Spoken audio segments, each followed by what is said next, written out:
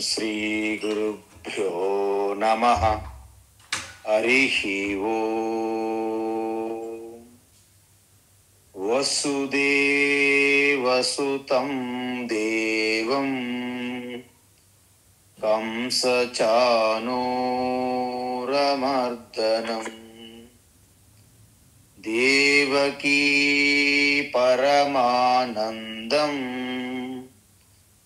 కృష్ణం వందే జగద్గురుం. తీర్త్వా మోహార్ణవం హత్వా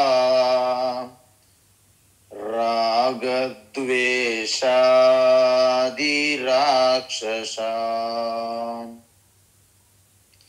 సీతా శాంతి సమాయుక్త ఆత్మా రామో విరాజతే. ఆత్మా రామో విరాజతే. ఆత్మస్వరూప బంధుగణ. ఇప్పుడు గుణత్రయ విభాగ యోగము అన్నారు ఈ అధ్యాయం. అంటే గుణములు ఏదైతే ప్రకృతి ఆ శుద్ధ చైతన్య యొక్క కలయిక మేళవింపే యావత్తు సృష్టి కాబట్టి ఆ శుద్ధ చైతన్యములు ఎటువంటి వికారములు కానీ ఎటువంటి మార్పులు కానీ ఉండవు. ఈ ప్రకృతిలో ఉన్నటువంటి మూడు గుణములే సర్వ వికారాలకి కారణము. అదియే అసలైనటువంటి కర్తగా తెలుసుకోమన్నారు. అందువలన ముందుగా అసలు ఎటువంటి జ్ఞానం ఇది? ఇది జ్ఞానములో ఉత్తమము. ఇది తెలుసుకుంటే ఇంకా మానవ జన్మలో చేరుకోవాలని లక్ష్యాన్ని పొందుతారు అని దీని గురించి చెప్తూ ఆఖరికి ఇక ఈ మూడు గుణములు ఒక్కొక్క గుణము నుండి అంటే తమో గుణం నుండి రజోగుణమునకు, రజోగుణము నుండి సత్వగుణమునకు ఏ విధంగా మనం మార్పు చెందవచ్చును, వృద్ధి పొందవచ్చును చూశాం. అయితే మీకు విషయం ఏమిటంటే సత్వగుణము నుండి కూడా గుణాతీతగా మారడం కష్టమే. ఎందుకు? మహా అయితే సత్వగుణం నుండి రజోగుణం రావచ్చు, రజోగుణం నుండి తమోగుణం రావచ్చు, తమోగుణం నుండి సత్వగుణంకి వెళ్ళవచ్చు. అంటే గుణముల మధ్యనే తిప్పుతారన్నమాట. మరి గుణాతీతగా మారాలంటే ఎలా? ఎందుకు మారాలి గుణాతీతగా? అంటే సంపూర్ణమైనటువంటి ఆ యొక్క విముక్తి, ఫ్రీడమ్, స్వేచ్ఛ మనకు కావాలంటే గుణాతీతగా మనం మార్పు చెందాల్సిందే. మరి గుణాతీతగా మార్పు చెందడం అంటే ఏమిటి? అంటే మూడు గుణములలో ఏ గుణములో మనం ఉన్నప్పటికీ ఆ మూడు గుణముల్లో జరుగుతున్న వికారములు వాస్తవంగా నా స్వరూపము యందు జరగడం లేదు. నేను వ్యవహారం కోసం వేసుకున్నటువంటి ఒక జాకెట్ ఏదైతే అహంకారం ఉన్నదో అహంకారము యందే మూడు గుణములలో జరుగుతున్నాయి. నేను అహంకారమును మూడు గుణములని గమనిస్తున్న సాక్షిని అని ఎప్పుడైతే ఆ యొక్క నిష్ఠలో ఉంటారో వారే గుణాతీతులు. అయితే మరి దాన్ని వాళ్ళ యొక్క వ్యవహారం ఎలా ఉంటుంది మనం చూసాం. సుఖ దుఃఖములు సమంగా ఉంటారు. అదేవిధంగా మానాపమానములు సమంగా ఉండాలి. మిత్రులు రిపుహు అంటే శత్రువుల యందు సమదృష్టి ఉండాలి. మట్టి, బంగారము, రాయి యందు కూడా ఉనికిగా ఉన్నటువంటి పరమాత్మను దర్శిస్తారు. ప్రియములు, అప్రియములు, నింద, సమ్మానములు యందు కూడా సమదృష్టిగా ఉండడానికి వారు చేసే అభ్యాసమే వారికి ఆ స్థితిలో ఉంచుతుంది. కాబట్టి ఇవన్నీ ఉంటున్నారు. అయితే ఆ గుణాతీతకి ముఖ్య సాధనం ఏమిటి అంటే, అన్ని సాధనలు ఉన్నప్పటికీ దానికి ఆధారమైనటువంటి ఏకైక సాధనం భక్తి అని చెప్పారు. అందువలన మనం చూసాం 12వ అధ్యాయంలో 5 రకాలుగా చెప్పాము అక్కడ. అంటే కర్మయోగం 2 విధములుగా చెప్పాము, ఉపాసన 2 విధములు 2 మెట్లుగా చెప్పాము, జ్ఞానయోగం ఆఖరికి శ్రవణ మనన నిధిధ్యాసనంతో జ్ఞానయోగం ఎట్టి అని చెప్పాం. అందువలన భక్తి యోగేన సేవతే అన్నారు.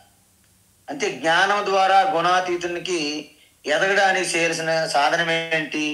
భక్తి. అది ఎలాంటి భక్తి? అవ్యభిచారేణ, అంటే చిలించని అనన్య భక్తి ఉండాలి. అంతే తప్ప భక్తి అనేది మనకి 7వ అధ్యాయంలో చూసాం. ఏంట భక్తి? ఆర్తభక్తి, అర్థార్థి భక్తి, జిజ్ఞాసు భక్తి చూసాం. తర్వాత జ్ఞాని భక్తి ఆసు. అందువలన అనన్య భక్తి అంటే ఓ ముక్కలో చెప్పాలంటే జిజ్ఞాసు భక్తినే అనన్య భక్తి, అవ్యభిచారి భక్తి అంటారు. సో ఈ విధంగా ఎవరైతే ఇటువంటి సాధన చేస్తారో కర్మయోగము, ఉపాసన యోగము 2 చేసిన తర్వాత జ్ఞానయోగములకు వాళ్ళకి యోగ్యత వచ్చి వారు గుణాతీతులుగా నిలిచి ఉంటారు. అందువలన ఇక్కడ ముఖ్యమైన గుణాతీతుని సాధన ఏంటి? అవ్యభిచారి అనన్య భక్తి. ఇక ఆఖరిలో భగవాన్ ఏం చెప్తున్నారంటే, కంక్లూడ్ చేస్తున్నారు అధ్యాయాన్ని. బ్రహ్మణో హి ప్రతిష్ఠాహం, బ్రహ్మణో హి ప్రతిష్ఠాహం, బ్రహ్మణో హి ప్రతిష్ఠాహం, అమృతస్య వ్యయస్య చ, అమృతస్య వ్యయస్య చ, అమృతస్య వ్యయస్య చ, శాశ్వతస్య చ ధర్మస్య, శాశ్వతస్య చ ధర్మస్య, శాశ్వతస్య చ ధర్మస్య, సుఖస్యైకాంతికస్య చ, సుఖస్యైకాంతికస్య చ, సుఖస్యైకాంతికస్య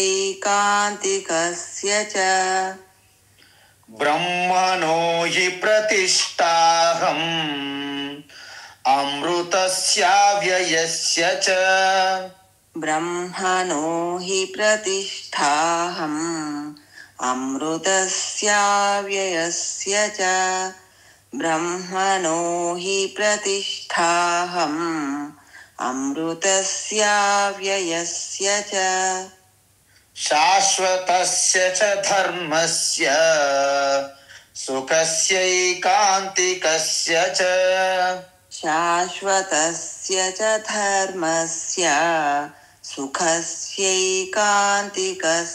చ, శాశ్వతస్య చ ధర్మస్య, సుఖస్యైకాంతికస్య చ.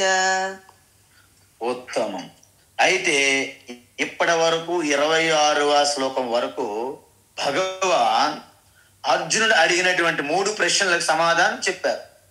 ఏంటో 3 ప్రశ్నలు మీకు తెలియాలి. అంటే గుణాతీతుల యొక్క లక్షణములు ఎట్టివి, స్వరూపము, గుణాతీతులు ఎటువంటి ఆచార వ్యవహారం ఉంటుంది, గుణాతీతులుగా మారడానికి ఎటువంటి సాధనలు చెయ్యాలి, ఇవి 3 ప్రశ్నలు అడిగారు ఆయన. కిం లింగైహి అంటే ఎటువంటి లక్షణములు, కిం ఆచార ఎటువంటి ప్రవర్తన, కిం అతివర్తతే ఆ గుణాలని ఏ విధంగా అతిక్రమించాలి అని అడిగాడు. 3 ప్రశ్నలు సమాధానం చెప్పారు. అయితే భగవాన్ ఏమంటున్నారంటే ఈ ముగింపు శ్లోకములో, ఓ అర్జున, నువ్వు పొందాలనుకున్న గుణాతీత ఉంది కదా, పరమాత్మ బ్రహ్మ అంటాం కదా, అది ఎక్కడో మేఘాల లోపల ఎక్కడో వైకుంఠంలో ఎక్కడో కూర్చున్నారు శేషసాయి, అనంత పద్మనాభ, కైలాసాధిపతి, కైలాసపతి, పశుపతి అని ఎక్కడో లేరయ్యా. ఆ గుణాతీత పరబ్రహ్మ అంటున్నావు కదా, అది నేనే అన్నారు. ఇక చూడండి, కొంపలు అంటుకున్నాయి. ఎక్కడో వెతకాలని పని లేదు నీకు. ఆ గుణాతీత పరబ్రహ్మ నేనే, అహం నేనే అంటున్నారు కృష్ణ పరమాత్మ. మీరు చెప్పండి, ఇప్పుడు నిర్గుణ నిరాకార పరబ్రహ్మ గుణాతీత సాక్షి చైతన్య నేనే అంటున్నారు కృష్ణ పరమాత్మ. అంటే దేవకీ వసుదేవుల పుత్రుడు కృష్ణ కాదు. ఎందుకు కాదు? నిర్గుణమైన పరబ్రహ్మ నేనన్నారు కాబట్టి. అంటే ఈ మాయా మానుష శరీరం వేషములో ఉన్నటువంటి కృష్ణ ఈ ఉపాధిగా కాకుండా సాక్షి చైతన్యంగా నేనే ఆ గుణాతీత పరబ్రహ్మ అన్నారు కాబట్టి అది నేనంటే ఆత్మగా నేను ఒక్కడనే కాదు, నీలో కూడా నేనే ఉన్నానని అర్థం. అంటే యావత్తు సృష్టి బ్రహ్మాండం అంతా నేనే ఉన్నాను అని అర్థం. అందువలన ఆ నిర్గుణ నిరాకార పరబ్రహ్మం యొక్క సవికార రూపమే, అంటే సగుణ సాకార రూపమే నేను అని చెప్తున్నారు ఇక్కడ. అందువలన అహం హి బ్రహ్మణ ప్రతిష్ట, అంటే నేనే ఆ నిర్గుణ సాక్షి చైతన్య పరమాత్మను. సగుణంగా అంటే ఒక ఉపాధిగా ఈ పగ్గాలు పట్టుకొని రథసారథిగా నేను ఇక్కడ కనిపిస్తున్నాను. వాస్తవానికి నిర్గుణ పరబ్రహ్మ స్వరూపాన్ని కూడా నేనే అంటున్నారు ఇక్కడ. ఏంటది నిర్గుణ పరబ్రహ్మ అంటే అమృతస్య చ శాశ్వతం. చూడండి, అమృతస్య అవ్యయస్య, ఇక్కడ రెండు చెప్పారు. అమృతం అంటే మీకు తెలుసు, చనిపోయినది అంటే మరణము లేనిది. అమృతం, మృతం అంటే చనిపోవడం, అమృతం అంటే మరణము లేనిది. శాశ్వతం అంటే అవ్యయం అంటే నాశనము లేనిది. వ్యయం అంటే ఖర్చు కదండి, ఎంత వ్యయం చేస్తారండి మీరు అలాగంటే, అంటే ఖర్చు పెట్టడం, నశించిపోవడం. అవ్యయం అంటే నాశనము లేనిది, అంటే ఆ పరమాత్మ అయిన నేను మరణము లేనిది, మృత్యువు లేనిది, నాశనము కానిది, అంటే సత్యము అని అర్థం. అవ్యయస్య అంటే క్షయం కానిది, అంటే ఏంటి అర్థము?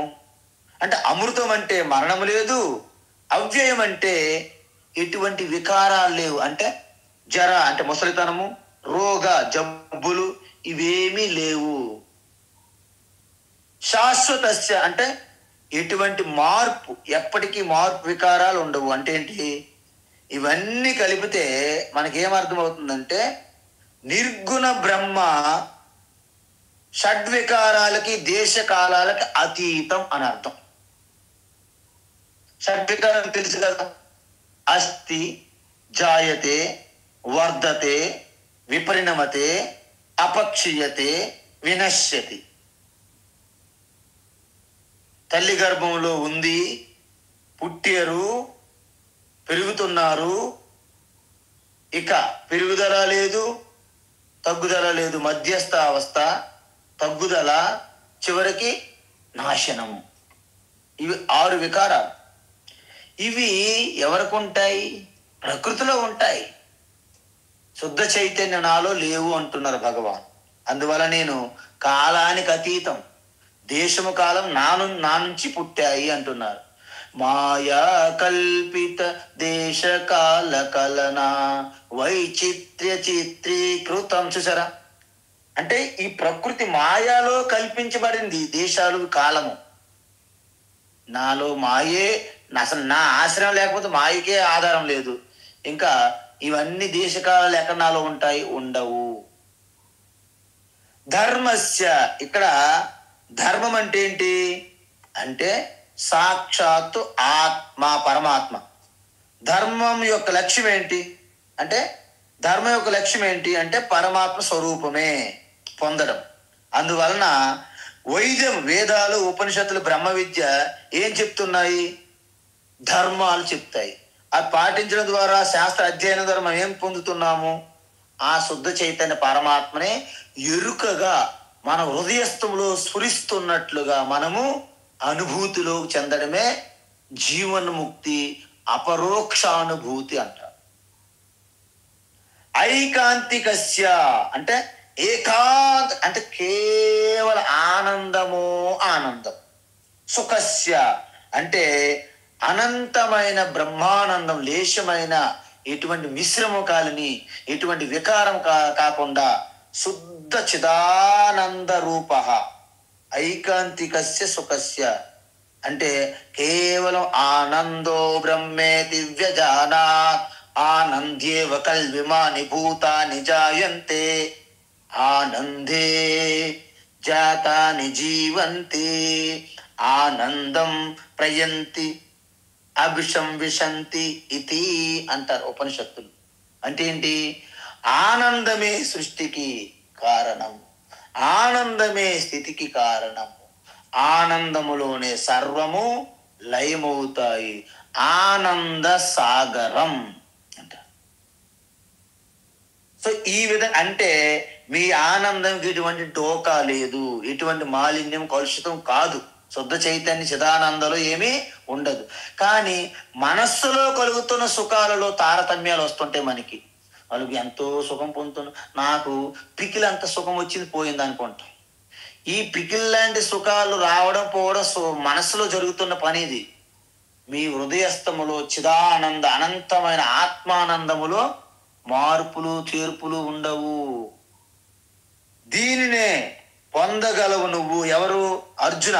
అంటే ఆనంద స్వరూపమైన బ్రహ్మను నేనే అర్జున, నేను. అటువంటి నన్ను నువ్వు పొందుతావు అంటున్నా. అంటే భక్తిలోని ఈ సాధన ఉంది. ఏంటి? ఫస్ట్ మనం ఏం చెప్పాము? కర్మయోగం అంటే సకామ కర్మయోగము, నిష్కామ కర్మయోగము, ఏకరూప ఉపాసన ధ్యానము, అనేక రూప ఈశ్వర ఉపాసన ధ్యానము, చివరికి శ్రవణము, మననము, నిధిధ్యాసనము చేస్తే ఎవరైతే చేస్తారో సత్వ రజస్తమో గుణాల నుండి పూర్తిగా సాక్షి భావంలోకి వెళ్తారు. అందువలన ఇప్పటి వరకు వాటి వివరణ, వాటికి అతీతంగా గుణాతీతులు ఏ విధంగా ఉంటారనేది భగవాన్ శ్రీకృష్ణ వివరించారు. అందుకే ఈ అధ్యాయాన్ని గుణత్రయ గుణ అతీత విభాగ యోగము అనాలి. యాక్చువల్గా షార్ట్ కట్గా గుణత్రయ విభాగం అని పేరు పెట్టడం జరిగింది. ఇక్కడితో అధ్యాయం పూర్తయింది.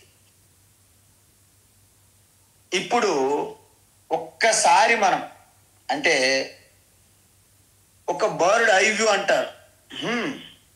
అంటే మనం చెప్పింది ఒకసారి సారాంశం చూద్దాం. ఈ అధ్యాయంలో మీకు ఈ అధ్యాయము ఒక్కసారి మీకు ఎలా చెప్పాలంటే, ఈ అధ్యాయాన్ని 4 భాగాలుగా విభజించారు భగవాన్ శ్రీకృష్ణ. 4 భాగాలుగా. ఏంటి? ఫస్ట్ ఇంట్రడక్షన్, ఉపోద్ఘాతం అంటారు. అంటే 1 నుండి 4వ శ్లోకం వరకు ఉపోద్ఘాతము అంటారు అన్నమాట. తరువాత 5వ శ్లోకం నుండి 18వ శ్లోకం వరకు ఈ 3 గుణాల యొక్క విశ్లేషణ జరిగింది. అంటే ఏంటి? ఆ గుణాల యొక్క లక్షణం, నిర్వచనము, ఆ గుణములు ఏ విధంగా జీవునికి బంధిస్తాయి అంటే బంధన విధానము, తర్వాత ఏ గుణం ఎక్కువగా ఉంది అని మనం ఎలా గ్రహించడం, గమనించడం, దాన్ని లింగం అంటారు.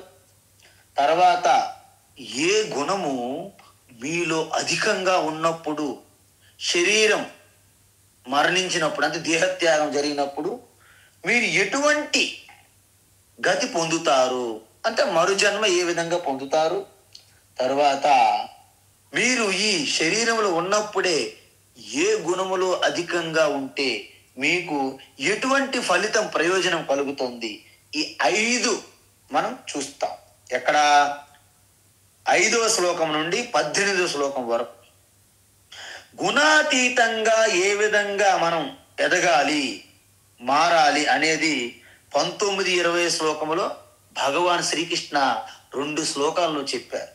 తర్వాత గుణాతీతుల యొక్క స్వరూపము, వారి యొక్క లక్షణము, వారి యొక్క ప్రవర్తన, వారి యొక్క ఆ గుణాతీతులుగా మారడానికి కావలసిన సాధన గురించి 21 నుండి 26 వరకు చెప్పారు. 27వ శ్లోకములో ఆ గుణాతీతుని ఎవరో కాదు నేనే అని, అంటే ఇవన్నీ గుణాతీత సాధనలు చేసి నువ్వు నన్నే పొందుతావు అని చెప్తారు 27వ శ్లోకంలో. ఇది మన యొక్క హైలైట్స్, ఈ అధ్యాయం యొక్క హైలైట్స్ అంట. అయితే మొదటి 4 శ్లోకాల్లో భగవాను ముఖ్యంగా ఏమన్నారు అంటే, ఇది కూడా 3వ షట్కములోనిదే కదా, అంటే ముఖ్యంగా దీంట్లో కూడా ఆ బ్రహ్మ విద్య అంటే జీవ బ్రహ్మ ఐక్యం గురించి చెప్పడం జరిగింది. అందువలన తర్వాత వచ్చే అధ్యాయం 15 కూడా జీవ బ్రహ్మ ఐక్యం ఉంటుంది. 16, 17 వాటి యొక్క కేవలం సాధనల గురించి మనం చెప్తారు. అందువలన ఇది చాలా చిన్న అధ్యాయం అయినప్పటికీ చాలా గొప్ప అధ్యాయము. దీనినే ఉపనిషత్తుల్లో పరావిద్య అంటారు, అంటే ఆత్మ విద్య లేదా బ్రహ్మ విద్య అంటారు అన్నమాట. సో 9వ అధ్యాయం దీన్నే రాజ్య విద్య అన్నాము. అదేవిధంగా ఇక్కడ గుణాతీత విద్య అనొచ్చు. అందువలన ఎవరైతే ఈ గుణాతీత స్వరూపాన్ని ఎవరైతే సాక్షిగా అనుభూతికి తెచ్చుకుంటారో వారు ఈ జనన మరణ చక్రములో పడరు. అంటే పునరపి జననం పునరపి మరణం పొందరు. అంటే ఏమన్నారు? సర్గే పినోపజాయంతే ప్రళయే నవ్యథంతి చ అంటే 2వ శ్లోకంలో చెప్పారు చూడండి. అందువలన ఈ 2వ శ్లోకంలో చెప్పినట్టు ఎవరైతే ఈ గుణాతీత సంబంధించినటువంటి జ్ఞానాన్ని పొందుతారో వారు మళ్ళీ సంసార చక్రములో పడరు అని చెప్పారు. అయితే ఈ విధంగా మనకి ఎక్కడి నుంచి చెప్పాము? శుద్ధ చైతన్యము సృష్టికి పనికిరాదు. మరి కేవలం ప్రకృతి సృష్టి చేయలేదు. ఎందుకు? శుద్ధ చైతన్యము చేతనము, ప్రకృతి జడము. కేవల చైతన్యములో కూడా సృష్టి ఉండదు, కేవల జడములో కూడా సృష్టి ఉండదు. కాబట్టి చేతనము అచేతనము తత్వద్వయ మిశ్రమము ఈశ్వర అన్నారు. చెప్పాను మేము. శుద్ధ చైతన్య శుద్ధ బ్రహ్మ పరాత్పర రామ. శుద్ధ బ్రహ్మ పరాత్పర రామలో సృష్టి ఉండదు, కేవల చిదానంద రూప రామ. కాబట్టి దానికి మాయా అనే ఒక జాకెట్ తొడిగినప్పుడు ఏమవుతుంది? దాన్ని ఈశ్వర అంటారు. అందువలన ఈశ్వరుని మనము 7వ అధ్యాయంలో ఏమని పిలిచాము? పరాప్రకృతి అన్నాము. ఈ యొక్క మాయని ఏమన్నాము? అపరాప్రకృతి అన్నాము 7వ అధ్యాయంలో. మరి ఇంతకంటే ముందు 13వ అధ్యాయంలో ఏం చెప్పాము? ఏమంటే క్షేత్రజ్ఞ లేదా పురుష మరియు ప్రకృతి లేదా క్షేత్రము అన్నాం. దానినే పేర్లు మారుతుంటాయి అంతే, ఏం కాదు. అందువలన ఉపనిషత్తులు ఏమంటాయి? మరి ఉపనిషత్తులు కూడా ఒకసారి చూడాలి కదా మనం. ఎందుకు? భగవద్గీత ఉపనిషత్తుల కంటే భిన్నం కాదు. ఉపనిషత్తులన్నీ ఆ వనములో, ఆ పూల వనములో మంచి మంచి సుగంధ పుష్పములే భగవద్గీత. ఉపనిషత్తులైనటువంటి పూలవనం ఉద్యానవనములో భగవద్గీత అనేది సుగంధ భరితమైనటువంటి పుష్పాలు లాంటిది భగవద్గీత. కాబట్టి ఇక్కడ భగవద్గీత ఉపనిషత్తులు తల్లి కాబట్టి గీతకి ఉపనిషత్తులు ఏమంటాయి? ఆ శుద్ధ చైతన్యాన్ని బ్రహ్మ అంటాయి, ఈ ప్రకృతికి మాయ అని పేరు. అందువలన ఇప్పుడు చెప్పండి, బ్రహ్మ మాయ 2 కలిశాయనుకోండి ఏమవుతుంది? ఈశ్వర. అందుకే మనము బ్రహ్మాజీ అంటే ఏంటి? చతుర్ముఖ బ్రహ్మ, మాయ అంటే సరస్వతి, ఇద్దరిని కలిపితే బ్రహ్మదేవుడు అంటున్నాం మనం. మరి విష్ణు అనే పరబ్రహ్మ, మాయ అనే లక్ష్మి కలిపితే అప్పుడు నారాయణ భగవాన్ అంటున్నాం మనం. మరి శుద్ధ బ్రహ్మ అనేటువంటి ఆ యొక్క పరమాత్మ శివ ప్లస్ అండ్ పార్వతి ప్రకృతి మాయ 2 కలిస్తే మహదేవ్ దేవుంకే దేవ్ మహదేవ్ అంటున్నాం మనం. కాబట్టి వాస్తవానికి వారు స్త్రీ పురుషులుగా మన ఊహలోనే ఉన్నారు తప్ప వారు ఇద్దరు కాదు. ఒకే ఈశ్వర తత్వము రెండు శక్తులుగా ఉంటాయి అక్కడ. పార్వతి పరమేశ్వర, లక్ష్మీనారాయణ, సరస్వతి బ్రహ్మ అని. ఈ విధంగా ఎలాగైతే మన పిల్లలు తల్లిదండ్రుల కంటే భిన్నంగా ఎలాగుండరో, చాలా మంది పిల్లల యొక్క ప్రవర్తన మనం చూసి మీరు ఎవరి పిల్లలండి అంటారు. చూసారా? పొరపాటున వాళ్ళు ఏమైనా మంచి ప్రవర్తన అయితే తల్లిదండ్రులు మంచి పేరు వస్తుంది. వాళ్ళు చెడు ప్రవర్తన అయితే ఆ చెడు ప్రవర్తన కూడా తల్లిదండ్రులకు ఆపాదిస్తారు.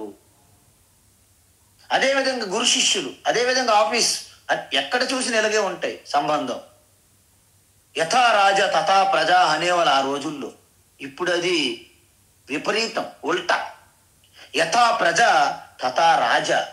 యథా ఏ విధంగా అయితే లంచం తీసుకొని ఓట్లేస్తున్నారో ఆ లంచాన్నే నాయకులు నేర్పారు కాబట్టి వాళ్ళు కూడా బాగా లంచం చేస్తున్నారు 5 సంవత్సరములు. ఎందుకంటే ప్రజలు నేర్పుతున్నారు ఆల్రెడీ. లంచం తీసుకొని ఓట్లేస్తున్నాం కాబట్టి నేను లంచం తీసుకొని పరిపాలించాలని అని చెప్తున్నాం మనం. ఏమయ్యా నువ్వు న్యాయంగా ధర్మంగా కాదు, నువ్వు లంచం తీసుకొని మమ్మల్ని పరిపాలించు అని మనం చెప్పగానే చెబుతున్నాం. ఎందుకు? లంచం తీసుకొని మనం ఓట్లు ఇస్తున్నాం కాబట్టి. అందువలన యథా ప్రజ తథా రాజ, యథా రాజ తథా ప్రజ కాదు, మారిపోయింది దేశకాల పరిస్థితి. అందువలన కారణం ఏ విధంగా ఉంటే కార్యములో అవే వస్తాయి. అందువలన ప్రకృతిలో 3 గుణాలు ఉన్నాయి కాబట్టి ఈ సృష్టిలో ఏ అణువు టచ్ చేసిన 3 గుణాల కలయిక ఉంటుంది. ఇది అందువలన ఇప్పుడు ఇక్కడ నేను అంటే 2 నేనులు ఉన్నాయి. ఏ నేను? మనస్సు శరీరముతో కలిసినటువంటి ఆ శుద్ధ చైతన్య ప్రతిబింబం కలిసినప్పుడు అహంకారం అనే నేను ఉన్నాను. కేవల శుద్ధ చైతన్యం అనేది నిర్గుణ సాక్షి. అంటే అహంకారము ప్లస్ ఈ శుద్ధ సాక్షి ఇది కలిపితే నేను అనే వ్యవహారం జరుగుతుంది. అయితే సాక్షి అహంకారాల ఈ కలయికలో ప్రపంచం నడుపుతున్నాం మనం. ఈ రెండింటిలో నేను అసలైన నేను ఎవరు? సాక్షి చైతన్యాన్ని. దీని యొక్క ఉద్దేశమే మనము ఈ అహంకారం అనే అంటే కింద స్థాయి నేను నుండి ఉన్నతమైన స్థాయికి ఎదగడమే గుణాతీత అని చెప్తారు. అందువలన అహంకారం అనేది 3 రకాలుగా ఉంటుంది. సాత్విక అహంకారము, రాజసిక అహంకారము, తామసిక అహంకారము. అసలు అహంకారం లేకపోతే నువ్వు అసలు ఉండలేవు. Your out. కేవలం శుద్ధ చైతన్యం ఉండడం అంటే ఏంటి? ఆకాశం వలె వ్యాపించి ఉండడమే. అందువల్ల అహంకారం విలువ ఉన్నది నిజమే. కానీ మితిమీరిన అహంకారం ప్రాముఖ్యత ఇస్తే మీరు పతనం స్థితికి వెళ్ళిపోతారు. అందువలన అహంకారం మీద ఎవరైతే మమకారం పెంచుకుంటారో అది అనేక విపత్తులకి, సమస్యలకు దారితీస్తుంది. ద్యోత సభలో చివరి వరకు ధర్మరాజు తన ధర్మం పైన అహంకారం పెట్టుకున్నాడు, వదులుకోలేకపోయాడు పాపం. నేను ధర్మాత్ముడు, నేను సత్యం, అబద్ధం ఆడను, ధర్మం విడిచిపెట్టను అనే ధర్మం మీద కూడా ఆయనకు అహంకారం కలిగింది. అలాగ చేశాడు శకుని. అందువలన దానికి ప్రతిఫలమే 13 సంవత్సరములు వనవాసము, తన సొంత ధర్మపత్నికి అవమానము జరిగింది. కాబట్టి అహంకారం అనేది కేవలము నేను ధరిస్తున్నటువంటి ఒక డ్రెస్సు, కవచం, ఒక జాకెట్ అని తీసుకుంటే, ఎప్పుడైతే మనం డ్యూటీ నుంచి వచ్చిన తర్వాత ఆ జాకెట్ తీసి మామూలు డ్రెస్ వేసుకుంటామో అహంకారం కూడా అలాంటిదే. ఇది ఎలా మాకు సాధ్యం కాదంటే, ప్రతిరోజు నిద్రలో మీరు చేస్తున్నది అదే. మనస్సు శరీరం అనే చొక్కా అనే డ్రెస్ని మనం తీసి నిద్రపోతున్నాము. ఇప్పుడు 3 గుణముల యొక్క విశ్లేషణ భగవాన్ శ్రీకృష్ణ చేశారు. ఏంటి 3 గుణాల విశ్లేషణ ఏంటి అంటే, ఫస్ట్ సత్వగుణము తీసుకున్నాం అనుకోండి. ప్రకాశకము మరియు ప్రకాశవంతంగా మనస్సు, ఇంద్రియములన్నీ చాలా చురుకుగా పనిచేస్తాయి. అదేవిధంగా రజోగుణం అంటే అనురాగము, అనురక్తి, ఆసక్తి, రాగాత్మకము. మరి తమో గుణము నిద్ర, బద్ధకము, మోహనాత్మకము అని చెప్తారు లక్షణం. అదేవిధంగా సత్వగుణం ఏ విధంగా మనల్ని బంధిస్తుంది అంటే జ్ఞానం, తీరని జ్ఞాన వాంఛతో, జ్ఞానం తెలుసుకోవాలనే కోరికలతో మనం నిరంతరము అసంతృప్తిగా ఇంకా తెలుసుకోవాలి మన శాస్త్రవేత్తల్లాగా. సృష్టి కారణం ఇంకా తెలుసుకోవాలి, బ్లాక్ హోల్, గాడ్ పార్టికల్, ఏవేవో చెప్తూ ఉంటారు. అంటే జ్ఞాన తృష్ణ, ఆ జ్ఞాన తృష్ణతో మిమ్మల్ని బంధిస్తుంది సత్వగుణము. మరి రజోగుణం ఏ విధంగా బంధిస్తుంది? కర్మలు ఎన్ని ప్లాన్లు వేసినా, ఎన్ని కర్మలు చేసినా నెక్స్ట్ వాట్ నెక్స్ట్, తర్వాత ఏం పని, అక్కడికి వెళ్ళాలి, ఇక్కడికి వెళ్ళాలి, అది చెయ్యాలి, అది కట్టాలి. ఈ పనులు అనే పని, కర్మ అనే దాని ద్వారా మనల్ని బంధిస్తుంది. మరి తమోగుణం ఏ విధంగా బంధిస్తుంది అంటే ప్రమాదము, నిర్లక్ష్యము, బద్ధకము, నిద్ర, వీటి ద్వారా మిమ్మల్ని బంధిస్తుంది. సరే, సత్వగుణం అధికంగా ఉందని నాకు ఎలా తెలుస్తుంది అంటే నీలో ఎప్పుడైతే జ్ఞానం తెలుసుకోవాలని కోరికతో పాటు నీలో గొప్ప ప్రకాశవంతమైన జ్ఞానం వృద్ధి చెందుతుందో, దాంతోపాటు కొంత ప్రశాంతత, సుఖము, ఏకాంతం కోరుకున్నట్టున్నావో, ఆ విధంగా నాలో సత్వగుణం వృద్ధి చెందింది. మీరు చెక్ చేసుకోవచ్చు, మీ అంతా మీరే చెక్ చేసుకోవచ్చు. మరి రజోగుణం నాలో అధికంగా ఉందని ఎలా తెలుస్తుంది నాకు? కర్మలు చేయడంలో అలా పెరుగుతుంటాయి. అనేక రకమైన ప్రాజెక్టులు, అనేక రకములైనటువంటి వర్క్స్, పనులు ఎక్కువ పెంచుకుంటూ పోతుంటారు అన్నమాట. అంటే మీరు చెక్ చేసుకోవాలి, నాలో రజోగుణం వృద్ధి చెందింది. మరి తమోగుణం వృద్ధి చెందిందా లేదా ఎలా తెలుస్తుంది అంటే ఎంత ఎక్కువగా నిద్రలోనే ఉంటారు, లేకపోతే నిద్ర మత్తు, ఆ నిద్ర కైఫ్ అంటారు, స్లీప్ కైఫ్ అంటారు, దాంట్లో ఉంటారు అన్నమాట. అంటే నిర్లక్ష్యము, దేనికి పట్టించుకోరనమాట. అప్పుడు నాలో, అందుకే చూడండి, మనం రాత్రిపూట అలసిపోయినప్పుడు నిద్ర వచ్చి కుమ్ముతుంది, నా వల్ల కాదండి రేపు చూద్దామండి అంటే ఓహో తమోగుణ వృద్ధి బాగా ఉంది అర్థం, నో ప్రాబ్లం. అయితే ఈ విధంగా మనం గుర్తించాం. గతి, సత్వగుణం అధికంగా ఉన్నప్పుడు మీ దేహ త్యాగం, మరణించినప్పుడు ఏం జరుగుతుంది? ఊర్ధ్వలోకాలకి అంటే గొప్ప జన్మలు పొందుతారు, ఇప్పుడు కంటే ఇంకా ఉత్తమ జన్మలు పొందుతారు, ఉత్తమ లోకాలు కూడా పొందుతారు. మరి రజోగుణం ఉన్నప్పుడు శరీరం విడిచిపెడితే మధ్యమ లోకం అంటే మధ్యలోకం, మనుష్యలోకం పొందుతారు. మరి అధోగతి అంటే ఎప్పుడైతే తమోగుణం అధికంగా ఉన్నప్పుడు చనిపోతే, శరీరం మరణిస్తే అధోలోకాలు, ఇంతకంటే కొంచెం నీచమైన జన్మను పొందుతారు. మరి ఫలం అంటే ఏ గుణం అధికంగా ఉన్నప్పుడు మనకి ఎటువంటి ఫలితం పొందుతామంటే సత్వగుణం అధికంగా ఉన్నదనుకో, నిరంతరం మీలో ఒక శాంతి, ఒక సుఖం, జ్ఞానం, ఇవి పొందుతారు, మీరు పుణ్యం పొందుతారు. మరి రజోగుణం అధికంగా ఉంటే దుఃఖం, లోభం, ఆశ, నిరాశ, అర్థమైందండి, ఇది పొందుతారు అన్నమాట. మరి తమోగుణం అధికంగా ఉంటే మనకి ఇప్పుడు ఏం ప్రయోజనం కలుగుతుంది? ప్రస్తుతానికి వర్తమానంలో మోహము, అజ్ఞానము నిండుగా కప్పివేస్తాయి మనకి. ఇవి 3 గుణముల యొక్క మొత్తం లక్షణం అంతా మనం చూసేసాం, అయిపోయింది కదండి. ఇప్పుడు మీకు తర్వాత ఏమంటున్నారంటే భగవాన్, అందుకే మనం ఇక్కడ చూసాం 3 గుణాలని అతీతం అయితే తప్ప నీ 3 గుణాలను ఎక్కడైనా ఒక గుణం ద్వారా బంధించబడతాను. చూసారా, ఇంతకుముందు మనం చెప్పాం, మీరు తమో గుణములో బంధించినట్లయితే ఇనుప సంఖ్యలు అయితే, రజోగుణంలో బంధించబడి ఉన్నట్లయితే అవి వెండి సంఖ్యలు. పోనిలే, సత్వగుణంతో నాకు బంధించిన పర్వాలేదు అనుకుంటే అవి బంగారు సంఖ్యలే. అంటే 3 సంఖ్యలే తప్ప నీకు స్వేచ్ఛ లేదు. అయితే మరి 3 నుంచి నేను ఎలా బయటపడాలి స్వామి కృష్ణ భగవాన్ అంటే, నువ్వు 3 కంటే అతీతంగా ఎదిగితే తప్ప నీకు స్వేచ్ఛ పూర్తిగా లేదు అని. అయితే 3 గుణాలకు అతీతంగా ఎదగడం అంత తేలిక అనుకుంటున్నారా? అంత తేలిక కాదు. ఎందుకు? మహా అయితే తమో గుణములో ఉన్న వారికి కర్మల మీద మనం కోరికలు చూపెట్టి కర్మలు చేయించి రజోగుణంలో తీసుకురావచ్చు. తమోగుణం అధికంగా ఉన్న వారికి వాళ్ళు కోరికలు చొప్పించి కర్మ ప్రవర్తనలోకి తీసుకొచ్చి ప్రవృత్తిలోకి తీసుకొచ్చి వాళ్ళు రజోగుణం వృద్ధి చేయొచ్చు.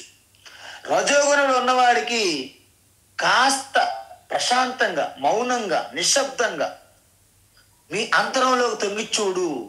బయట నువ్వు సాధించిన దానికంటే 1,00,000 కోట్ల రెట్లు అధికమైనటువంటి నిధి, శాంతము, ఆనందము, అన్ని భద్రత అన్ని లోపల ఉన్నాయి అని మెల్లగా రజోగుణంలో ఉన్నవారికి సత్వగుణంలో తీసుకురావచ్చు. కానీ సత్వగుణములో నుండి సత్వగుణం నుండి గుణాతీతగా తీసుకురావచ్చా? కుదరదు. మరి ఎలా? ఈ 3 గుణముల నుండి ఎలా బయటపడ్డము? ఇది రంగుల రాట్నము, జియంట్ వీల్ సర్కస్ లో ఉన్నట్టుగా. మరి దీనిలో బయటపడాలంటే ఏం చెయ్యాలి అంటే దీనికోసము ఒక సాధన చెప్పారు. ఏంటి సాధన అంటే, ఫస్ట్ నీకు కోరికలతో నువ్వు ఉన్నావు కాబట్టి ఆ కోరికలతో కర్మలు చెయ్యి, ధర్మబద్ధంగా చెయ్యి, అన్యాయంగా వద్దు, అధర్మంగా వద్దు, కోరికలు తీర్చుకోవడానికి కర్మలు చెయ్యి. ఓకే, మొదటి స్టెప్. కానీ మీకు వచ్చిన ఫలితం వస్తుంది కదా, రిజల్ట్. ఆ రిజల్ట్ అయినా సరే అట్లీస్ట్ కేవలం రిజల్ట్ ఈశ్వర ప్రసాదంగా భావించు. మీరు కష్టపడి వ్యవసాయం చేస్తారు, కష్టపడి బిజినెస్ చేస్తారు, నేనే చేస్తున్నాన్న భావంతో. కానీ మీకు వచ్చిన ఫలితము ఈశ్వర ప్రసాదంగా మీరు భావన చేయడం అనేది మొదటి మెట్టు. రెండవ మెట్టు ఏంటంటే, చేసేటప్పుడు కూడా ఈశ్వర సహాయంతోనే చేస్తున్నాను, వచ్చే ఫలితం కూడా ఈశ్వర ప్రసాదము. ఇది రెండవ మెట్టు. ఎంతైనా సరే మనం బహిర్ముఖంగా ఉన్నాం కాబట్టి అంతర్ముఖంగా వెళ్ళకపోతే మనకి అల్టిమేట్ లక్ష్యం, ప్రయోజనం ఉండదు. కాబట్టి అంతర్ముఖ సమారాధ్య బహిర్ముఖ సుదుర్లభ, లలితా సహస్రనామంలో చెప్పినట్టుగా అంతర్ముఖంలోకి వెళ్ళాలంటే ఒక రూపము, ఏకరూపంగా ఉన్న ఈశ్వరుని మీరు ఉపాసన ధ్యానం చెయ్యాలి అప్పుడప్పుడు. అలాగ చేస్తూ ఆ ఏకరూప నుండి యావత్తు సృష్టి అంతా పంచభూతాత్మకంగా ఉన్నటువంటి ఆయన విభూతులే, ఈశ్వర విభూతులే అని భావన చేస్తే అనేక రూప ఈశ్వర ఉపాసన అంటారు. ఇప్పుడు 4 మెట్లు అయినాయి. ఈ 4 మెట్ల ద్వారా మీలో అంతఃకరణ శుద్ధి, మనస్సు ఏకాగ్రత పొందారు. అయితే మీరు జ్ఞానయోగానికి మీరు యోగ్యత పొందారు, ఎలిజిబిలిటీ వచ్చింది మీ క్రైటీరియా. అప్పుడు జ్ఞానయోగంలోకి మీరు ప్రవేశించాలి. అందువలన ఈ 2 కర్మయోగము, ఉపాసన యోగము 2 కూడా జ్ఞానయోగం వెళ్ళడం వరకు ఉపయోగపడ్డాయి. కానీ జ్ఞానయోగములు ఈ 2 ఉండవు. కాబట్టి జ్ఞానయోగం వెళ్ళినప్పుడు మీరు కర్మయోగాన్ని, ఉపాసనను కూడా త్యాగం చేయాల్సి వస్తుంది. అందుకే జ్ఞానయోగంకి వెళ్ళాల్సిన సన్యాసి కూడా ఎంతో ప్రేమ మక్కువతో ఉన్నటువంటి యజ్ఞోపవీతం కూడా తెంచివేయాల్సిందే గురువు ద్వారా. కాబట్టి ఇక్కడ పై మెట్లు ఎక్కాలంటే కింద మెట్లు ఎలాగైతే వదిలిపెట్టాలో ఆ విధంగా మనము ఈ యొక్క యోగ్యత పొందినంత వరకు మీరు నిష్ఠతో కర్మయోగము, ఉపాసన చేసి జ్ఞానయోగంలోకి వెళ్ళిన తర్వాత ఆ రెండింటిని మెల్లగా విడిచిపెట్టి జ్ఞానయోగంలో పూర్తిగా నిష్ఠ సాధించాలి. దీనిని భగవాన్ 19వ శ్లోకంలో ఏం చెప్పారంటే, 19వ శ్లోకంలో ఏం చెప్పారంటే, నాణ్యం గుణేభ్యః కర్తారం యదా ద్రష్టానుపశ్యతి గుణేభ్యశ్చ పరం వేత్తి మద్భావం సోధిగచ్చతి గుణానేతానతీత్యత్రీన్ దేహి దేహ సముద్భవాన్ జన్మ మృత్యుజరా దుఃఖైః విముక్తో మృతమశ్నుతే. ఈ 2 శ్లోకాల్లో భగవాను అద్భుతమైనటువంటి ఆ గుణాతీతను గురించి చెప్పారు. అందువలన ఎప్పుడైతే ఈ 3 గుణాలుగా ఉన్న ప్రకృతే కర్త, నేను కర్త కాదు అని గుణాల కంటే అతీతంగా ఉన్నటువంటి సాక్షిని ఎవరైతే సొంతం చేసుకుంటారో వారు అమృతత్వమైనటువంటి నా స్వరూపాన్నే పొందుతారు. అశ్నుతే పొందుతారు అని చెప్పారు. అప్పుడు వాళ్ళు దేని నుంచి బయటపడతారు అంటే జన్మ మృత్యువు నుండి బయటపడతారు. జర అంటే ముసలితనం నుంచి ఇబ్బందులు కష్టం నుంచి బయటపడతారు. దుఃఖము వ్యాధుల నుండి బయటపడతారు. అంటే అవన్నీ ఉండవా? ఉంటాయి, కానీ వాటికి అంతగా చెలించరు. వాటికి కావలసిన మెడిసిన్స్ వాటికి ఏదో పడేస్తారు. కానీ మనము మానసికంగా మనము పూర్తిగా చెలించము. అయితే ఇంత గొప్ప ఫలితం చెప్పిన తర్వాత అర్జునుడు ఊరుకుంటాడా? మరి ఆ గుణాతీతుని యొక్క లక్షణములు ఏమిటి? అర్జున్ ఏమంటున్నారు? కైర్లింగై స్త్రీన్ గుణానేతాన్ అతీతో భవతి ప్రభో కిమాచార కథం చైతాన్ త్రీన్ గుణానతి వర్తతే అన్నారు. చూసారా, అర్జునుడు ఇప్పుడు ప్రశ్నిస్తున్నాడు భగవాన్ని. భగవాన్, గుణాతీత అంత అద్భుతంగా చెప్పావు, అప్పుడెప్పుడో చెప్పినట్టు ఉన్నావు స్థిత ప్రజ్ఞ, చాలా గ్యాప్ వచ్చింది, టైం అయిపోయింది, మర్చిపోయాను, మళ్ళీ గుణాతీత అదే విధంగా చెప్పావు. కానీ ఆ గుణాతీతను గురించి నేను ఏ విధంగా మారగలను? ఆ గుణాతీతుల యొక్క ఆచార వ్యవహారాలు లక్షణము స్వరూపము ఏ విధంగా ఉంటాయి మళ్ళీ అడిగాడు అర్జున్. భగవాన్ ఎప్పుడు కూడా ఆ కరుణా సాగర కాబట్టి ఆయన కోపడకుండా మళ్ళీ చెబుతున్నారు. అంటే హే అర్జున, గుణాతీతులు ఏంటంటే ప్రకాశం చ ప్రవృత్తించ మోహమేవ చ పాండవ నద్వేష్టి సంప్రవృత్తాని నివృత్తాని కాంక్షతి. ఏ అర్జున, సత్వగుణములో ఉన్నా కూడా ఆనందంగా ఉంటారు. సత్వగుణము నుండి రజోగుణంలోకి వాళ్ళ గుణాలు మారుతున్నా వాళ్ళు బాధపడరు గుణాతీతులు. ఎందుకు? అబ్బో నా సత్వగుణం పోయింది, నా ఏకాంతం పోయింది, ఏంటి జనం చుట్టుముట్టారు, ఏంటి నాకు ఈ బాధ అని చింతాక్రాంతులు అవరు. ఎవరు? గుణాతీతులు. అంటే రజోగుణములో ఉన్న, సత్వగుణములో ఉన్న, తమో గుణములు ఉన్న ఈ గుణమే కావాలని వెంటపడరు, ఆ గుణం పోయిందని బాధపడరు.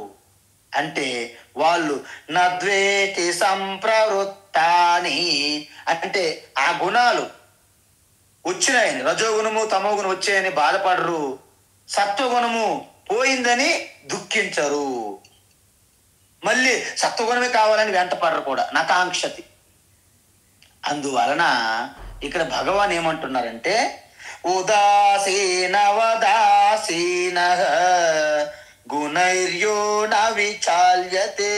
అంటే గుణాలతో ప్రవర్తిస్తున్నాయని గుణాలను కూడా సాక్షిగా గమనిస్తూ ఉన్న వ్యక్తి గుణాలకు దాటి వెళ్ళిపోతారు అనమాట. దాన్ని గుణాతీతత్వం. నిరంతరం సావధానంగా పర్యవేక్షణలో ఉండాలి. అందుకే మనకి ఇన్స్పెక్షన్స్ ఎక్కడికెక్కడ, ఇన్స్పెక్షన్ అనగానే మనం అలర్ట్గా ఉంటాం తప్ప ఇన్స్పెక్షన్ పర్యవేక్షణ లేదంటే మనం అసలు పట్టించుకోం. అంటే ఏదైనా పర్యవేక్షణ జరుగుతుంది అంటే మీ గుణాలని, మీ మనస్సుని ఎప్పటికప్పుడు సావధానం గమనిస్తూ ఉంటే దానిని గుణాతీత అంటే జ్ఞాన నిష్ఠ అంటారు. అందువలన వాళ్ళకి ఏమవుతుంది? సమ దుఃఖ సుఖ స్వస్థ సమలోష్టాస్మ కాంచన తుల్య ప్రియా ప్రియో ధీర తుల్య నిందాత్మ సంస్తుతి. చూసారా, అలాంటి వాళ్ళు ఈ గుణముల ద్వారా కలుగుతున్న సుఖమయందు గాని దుఃఖమయందు గాని సమత్వ బుద్ధి కలిగి ఉంటారు.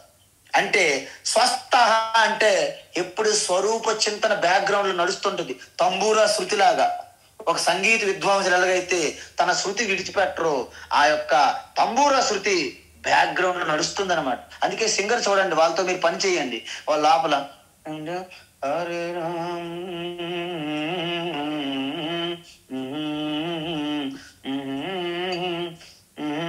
ఆయన మాట్లాడరు, బయటికి లోపల అంటే లోపల ఆ శృతి నడుస్తుందని అర్థం. మనం కూడా అఖండ నామ సంకీర్తన, గోవింద నామములు, అఖండ నామ సంకీర్తనలు 24 గంటలు, 48 గంటలు, 72 గంటలు మన వాళ్ళు అంటారు, పెడతారు. ఆ 2 రోజులైతే మీకు నిరంతరం రామ రామ రామ, హరే రామ హరే రామ, హరే కృష్ణ, జై శ్రీరామ్ జై శ్రీరామ్, గోవింద గోవింద హరి గోవింద, గోకుల నందన గోవింద, గోవింద గోవింద, ఒకటే గోవింద మనకి వినిపిస్తాయి బ్యాక్గ్రౌండ్ లో. సో ఈ విధంగా స్వస్థ, అలా ఉన్న వాళ్ళు ఏం చేస్తారు, తుల్య అంటే మనకి అనుకూలమైన పరిస్థితులు వచ్చినా ఓకే, ప్రతికూలమైన పరిస్థితులు కలిగినా ఓకే. తుల్య ప్రియ ప్రియ అప్రియ, ఇవి వాళ్ళని ఏమంటారు, ధీర, వివేకవంతులు అనమాట. ధైర్యవంతులు, గుండె ధైర్యం, మనోధైర్యం, వివేక బుద్ధి, అంతే తప్ప ఇక్కడ ధీర అంటే బయట వెళ్ళినటువంటి ఈ యొక్క శరీర కండరాల బలం కాదు.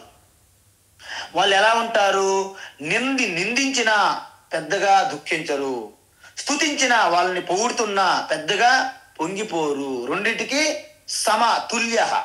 వాళ్ళు మరి ఎలా దర్శిస్తారు సకల సృష్టిని, సమలోష్టాస్మ కాంచన. లోష్టము అంటే మట్టి, ఆస్మ అంటే రాయి, కాంచన అంటే బంగారము. మూడింటి యొక్క అస్తిత్వం, ఉనికిగా పరమాత్మ ఉందని ఆ దృష్టికోణములు ఉన్నప్పుడు ఆ మూడింటితో వారికి ఎటువంటి సంబంధం ఉండదు. ఈ విధంగా గుణాతీతులు అనేవాళ్ళు ఏ విధంగా నేను పొందుతాను అంటే, మాంచయో వ్యభిచారేణ భక్తి యోగేన సేవతే సగుణాన్ సమతీత్యైతాన్ బ్రహ్మ భూయాయ కల్పతే.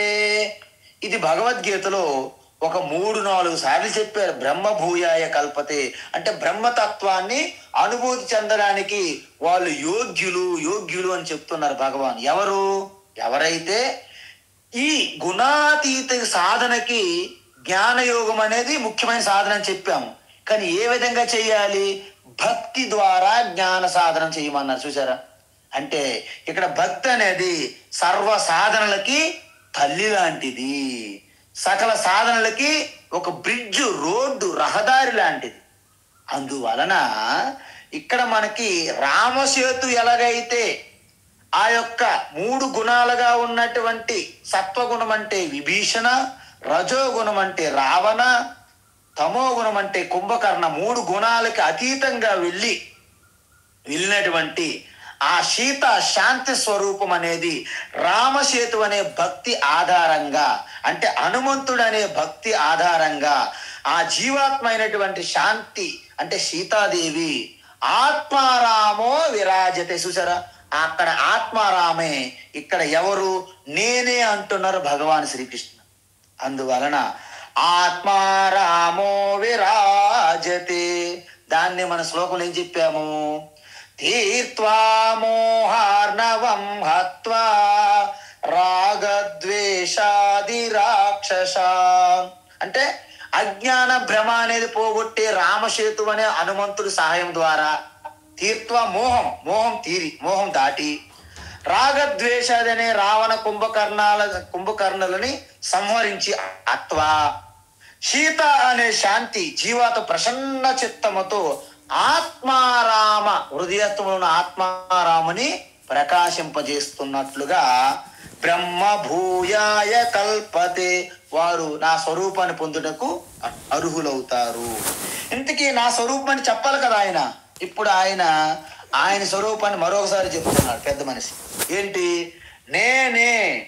ఏంటి నేను ఎలా పొందుతావు అంటే, తద్విద్ధి ప్రణిపాతేన పరిప్రశ్నేన సేవయా ఉపదేక్షంతి తే జ్ఞానం జ్ఞానినస్తత్వదర్శిన.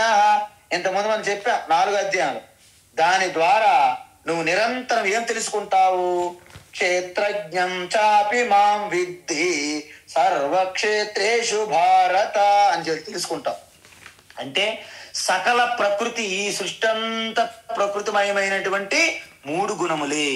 ఈ 3 గుణములనే రాగద్వేషాలని, కుంభకర్ణాదులని, రావణ కుంభకర్ణాలు నేను వాళ్ళని నాశనం చేశాను కాబట్టి, నేను సత్వగుణం కూడా దాటి వెళ్ళిపోవాలి కాబట్టి ఆ గుణాతీత సాక్షిని నా స్వరూపంగా నేను నిరంతరము చింతన చేయడాన్ని, అంటే మనస్సు శరీరాల అహంకారముల నుండి సాక్షి చైతన్యం వైపు దృష్టి మరల్చడమే గుణాతీత అంటారు.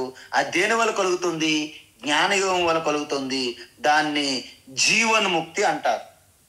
ఆ జీవనముక్తి ఫలమే ఈ రోజు మీకు అనేక దుఃఖాల నుండి ఉపశమనం కలుగుతుంది. అందువలన ఇప్పుడు మనకి గుణాతీతుడుగా నాకు ఎటువంటి ప్రయోజనం కలుగుతుంది అంటే, గుణముల్లో మీరు చిక్కుకొని కింద మీద పడడం వలన మీకు ఎటువంటి ప్రాబ్లం కలుగుతుంది? మొట్టమొదటి అధ్యాయంలో చూసాం అర్జునుడి పరిస్థితి. ఏమన్నాడు? ఛేదంతి మమ గాత్రాణి ముఖం చ పరిశుష్యతే గాండీవం స్రంసతే అస్తా త్వచ్చైవ పరిదహ్యతే. చూసారా? గాంధీవం జారిపోతుంది. కృష్ణ నేను నిల్చోలేకపోతాను, కొంచెం చేతిపై చేయి పట్టుకుంటావా? చక్కెర కొడుతుంది, తల తిరుగుతుంది. కృష్ణ చూసావా? నాలుగు పెడిసి కట్టింది, ఊపిరి ఆడట్లేదు, మనసు తిరిగిపోతుంది. ఇంతకీ నాకు ఆశ్చర్యం కృష్ణ, భూమి ఏంటి పైన ఉన్నది, ఆకాశం ఏంటి కింద ఉన్నది? ఇలాంటి ప్రాలాపన పడుతున్నాడు అర్జునుడు. ఎందుకు? 3 గుణములు చక్కెరలో పడ్డాడు, చక్రములో. అందువలన ఈ 3 గుణముల్లో ఉన్నప్పుడు మనకి ఏం జరుగుతుంది? ఏదైనా చిన్నది మనకు అనుకూలంగా లేకపోతే చింతాక్రాంతులు అయిపోతాము. ప్రతిసారికి చిరాకు, పరాకు, కోపం, ఉద్రేకము, ద్వేషము అన్ని కలిగిపోతాయి.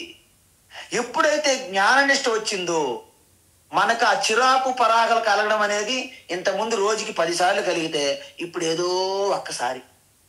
ఇంకా నిష్ట పెరిగితే అది కూడా తగ్గిపోతుంది. 2 రోజులు 3 రోజులకు ఒకసారి.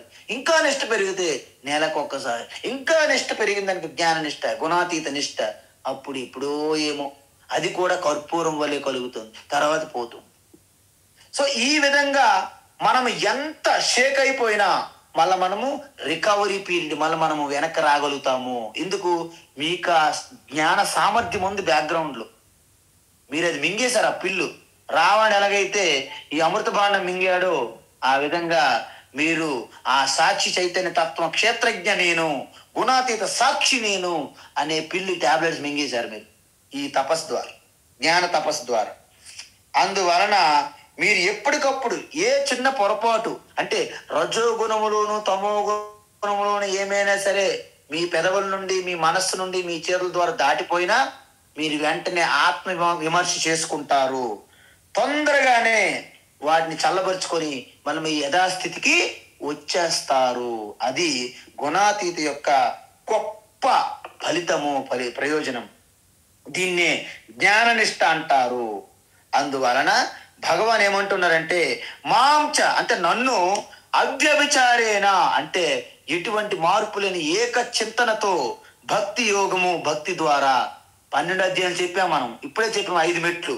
ఆ భక్తి ద్వారా ఎవరైతే నిరంతరము ఆ నిష్ఠలో ఉంటారో వారు బ్రహ్మభూయాయ కల్పతే నా స్వరూపాన్ని పొందుతారు.